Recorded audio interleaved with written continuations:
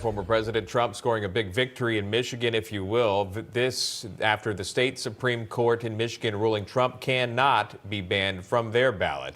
But there are the same cases in other states where Trump could be pulled from the ballot. You remember Colorado, we explained this. They've actually approved it to remove his name, or rather have it on the ballot, but it would not be counted if a voter did indeed vote for Trump on it. But then Michigan, Minnesota, New Hampshire, Arizona, again, that they declined. They dismissed this whole thing. It's still pending in Oregon.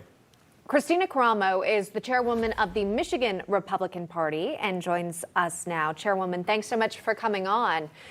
Again, a lot of focus on your state and looking ahead to the primary election. Trump will remain on the ballot, but what's your reaction to the overall challenge initially to take his name off of it? It's unconstitutional. And it is a ruse from the Democrats to deny people the political representation where we're politically and constitutionally entitled to. This just shows the great lengths that these people will go through to the point now they're looking to throw candidates off the ballot. And what people need to remember is this is a dangerous direction our country is going in, because it starts with President Trump, then it'll go to other candidates, that individuals that the Democrat Party seem to not want to have on the ballot because they're afraid of these people because they know they'll lose. And then they'll just find a course that they can manipulate and then throw people off the ballot. So I think this is something that all Americans really need to be concerned about and reach out to your elected officials and really get involved politically to see how we can prevent things like this from continuing. And Trump weighed in on your state, ma'am, here on Truth Social last night, saying with today's win, the great state of Michigan, we are 35-1. And then he goes on to reference Colorado. Colorado's voters are very embarrassed by what has taken place. If they didn't have an essentially all mail-in vote, I would win Colorado. The people there are great. And that was where I wanted to go with this next question. So Michigan, again, this is out of play.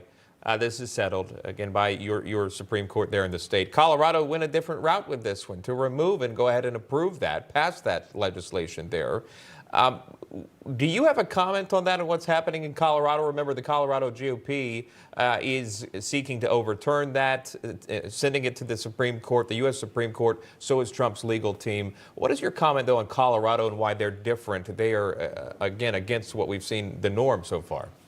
Well, what the reasoning they used in Michigan is different from what we've liked. You know, in Michigan, our process for candidates getting on the ballot is unique, and it's up to the political parties who our candidates are on our ballot. But what I see in the Colorado case is, one, this concerns us in Michigan because this will impact when we go to the RNC convention. If the Supreme Court does not overturn this ruling, this will impact our RNC convention, and it infringes upon the rights of other states. So yes, the Michigan Supreme Court did not allow this unconstitutional action to occur, but this still is concerning for other states because, you know, all of our electoral, our delegate votes are thrown into one pool. So if a candidate is denied in Colorado, that will infringe on the rights of other voters in the rest of America.